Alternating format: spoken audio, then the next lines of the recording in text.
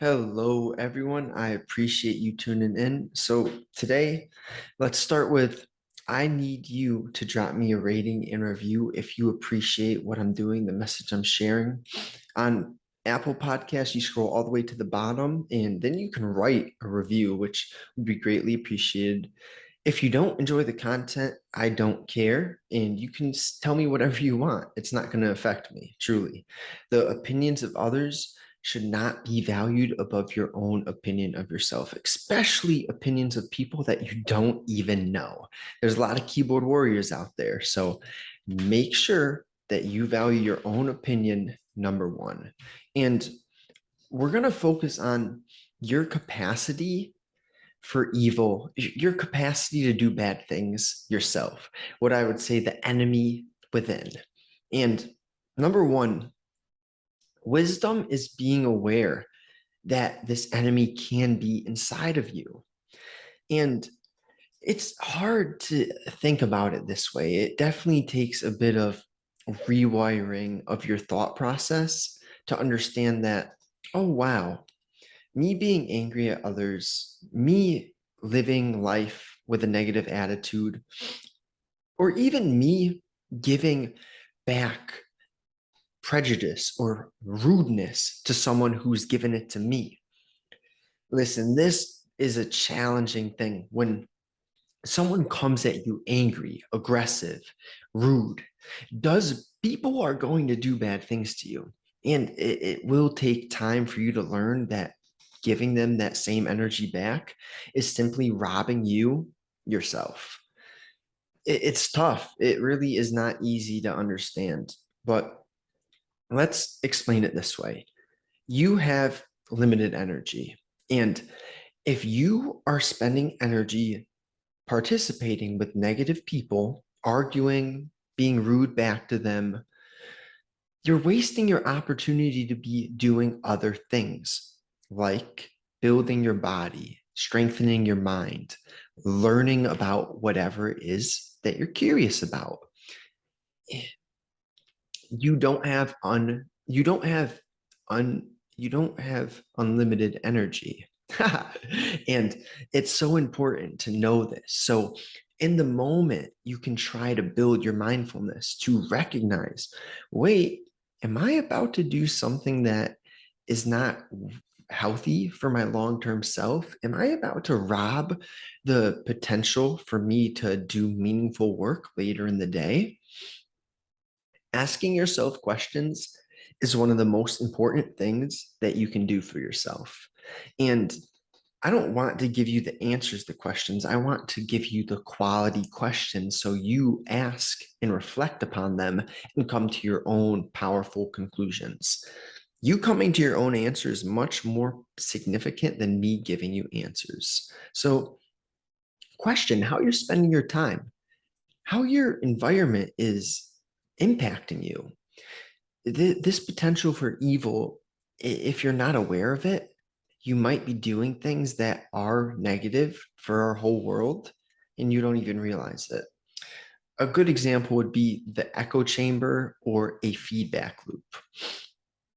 Let's say you, and I'll use politics because it's such a horrible space. Let me tell you, this is just my opinion, but so we have two sides. Why don't we have three sides? Why don't we have a middle ground? I don't know, maybe because they want to divide and conquer.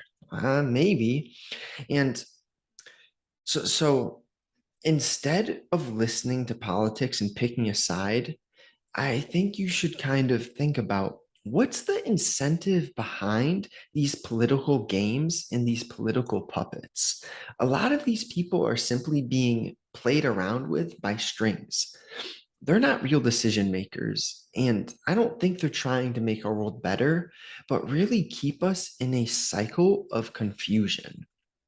And in the age of information, it's so important to filter what you allow into your mind and body. So, what I was getting at with the echo chamber idea is if you only follow people who think how you think right now, dude, come to that conclusion. What is going to happen if you're following the same people who have the same beliefs and same thoughts as you.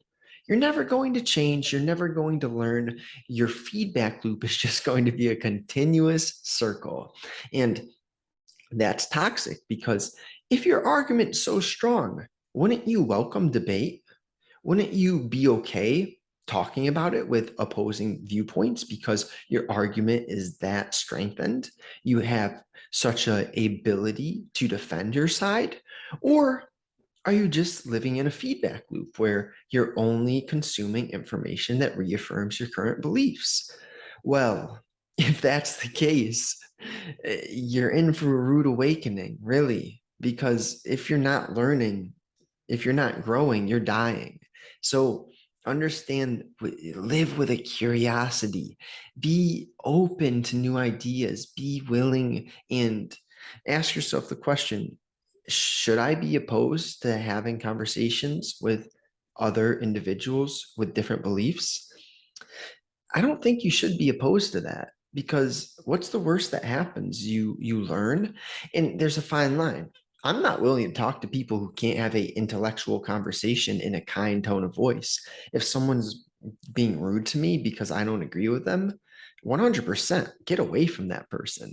But if someone is kind, just looking to have a debate with you and in a respectful tone of voice and a good attitude, you're really going to only benefit from opening yourself up to that. So number one is noticing that evil can be within you, that you're capable of doing bad things, and to combat that, being curious about the other side, being open to new beliefs, new opinions, and reflecting upon how you treat other people, the thoughts you're thinking, and the actions you are partaking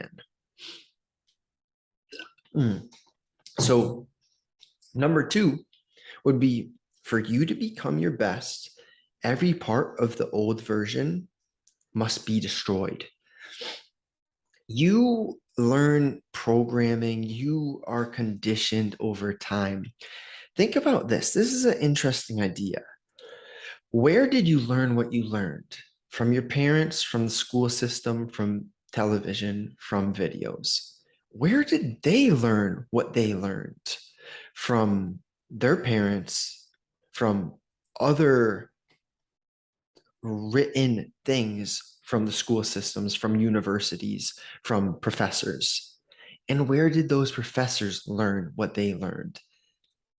So, what I'm getting at is if you are not educating yourself in your own unique way, let me rephrase, self-educating yourself.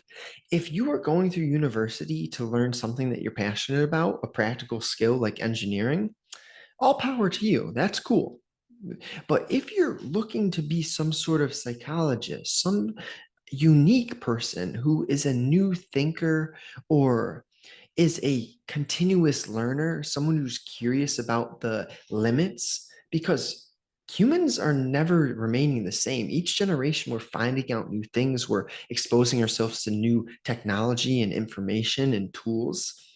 Don't you think that there's something you could find out from people our age or someone rather than your exact age, someone a little bit one step above you? Because when you're consuming information that just went down a pipe, you're going to become this replaceable human. And rather than being replaceable, you can be unique by educating yourself. But so let's get back on topic from that tangent. Every part of the old version of yourself must be destroyed. To do this, we need to open ourselves up. And that means to understand our thought patterns, to look, reflect upon the cycles that we think. You and me have limiting beliefs. Things like, I can't do that. Even that language, I completely obliterated the word can't from my vocabulary. I'm not going to say that I can run 70 miles an hour. I know that's not something humanly possible, but I'm also not going to say I can't change millions of lives because Do you really know what you're capable of? Not even you know your true potential. But what's a good thing to aim at? Maybe looking to find that out, making a 1% improvement every day. So this would lead into recognizing your bad habits. Listen, bad habits take time to change. What's the stat? 21 days to change a habit? I like to 10x things. In this case, I'm not going to 10x it, but my rule of thumb would be if you want to buy a car, make sure you can buy that car 10 fucking times. But in this case, 21 days to build a habit, let's say it takes 75, multiply it by 3, or 100 days to really install a habit. You have bad habits right now. It's Ask yourself, piece of paper, pen. What are my bad habits right now? What am I doing that is not serving where I want to go? Who do I want to become? Journal about those, get some answers, and then figure out one bad habit that you can replace today, starting today, and have that 75-day aim. I'll give you an example of mine. Well, I used to watch a lot of YouTube about video games because I liked video games and they're still cool, but I can't, I don't want to play them because I have bigger things, bigger, higher aims. And rather than playing video games, I read books now. Wow. It's not a crazy change, but it was hard, very hard, because watching a video is so easy to do. You click, you're entertained. Reading, it takes focus. It takes you sitting down and really committing to looking and going through each page word by word. It's not hard, but it's a challenge. It was a challenge for me, for sure. So replace one bad habit with a healthy habit. That's what I need you to do. That needs to be your takeaway from this podcast if you're looking to get 1% better.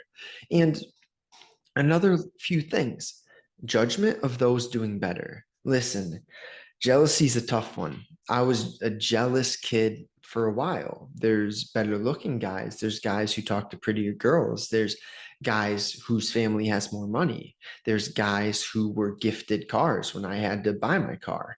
I could go on forever. But let me tell you, jealousy does nothing. It doesn't hurt the other person and it doesn't help you. So there is no point in being jealous. Rather, a good way to twist jealousy on its fucking head and use that shit emotion as a positive emotion. Oh, I'm jealous of him. Work harder. Seriously. Like, if you are jealous of someone, you need to commit to making changes so you can get to what or where they are. Don't sit there and complain and just think, oh, woe is me. My life is hard. Me. That does you no good. It does you no good. Rather, use that as fuel. See these negative emotions, the quote unquote dark side. It can be powerful, but you got to learn how to use it for you. Don't wish negative things upon other people. I promise you, you will receive what you put out. So if you're thinking thoughts of, narcissism and you are wishing bad things upon other people, you're in for a nightmare. I don't want that for you. I want a good life for you. Think positive thoughts, wish the best for everyone, and drop your grudges. Your grudges are only draining you of energy. We speak about your limited energy often. You understand that your negative thoughts are draining your energy that could be invested in other areas. And really, my last point is low energy environments. I was already talking about energy. If you are surrounded by low energy people, complainers, victims, people who act, woe is me, life is so hard, acquaintances, let me change that, acquaintances who are not supportive of when you're winning. Listen, I grew up with kids who were hilarious, were cool, but they never once supported me when I was doing good things, when I was getting better at anything. And let me tell you, those aren't people you want to surround yourself with, because there are people out here who will win with you, who will truly be glad that you're doing better. They'll give you advice, they'll listen to you. So put yourself around those people that when you leave, Just ask this question. When I leave so and so, how do I feel? If you do not feel good, energetic, fulfilled, smiling, you need new friends. And I wouldn't say go out and search for new friends. My piece of guidance would be, if I may give you any guidance, build yourself into the person, the friend you want to be, and you will end up connecting with those like-minded people. It's weird how it works, but you build yourself, you'll find people who have built themselves as well. So that's what I got for you. I hope you enjoy. If you do, on Apple Podcasts, scroll all the way to the bottom, rating and review. It means a lot to me. Spotify, you could just give me a star rating, whatever you want. And if you don't like the podcast, well, I don't care. Have a great day. I appreciate you. Thank you.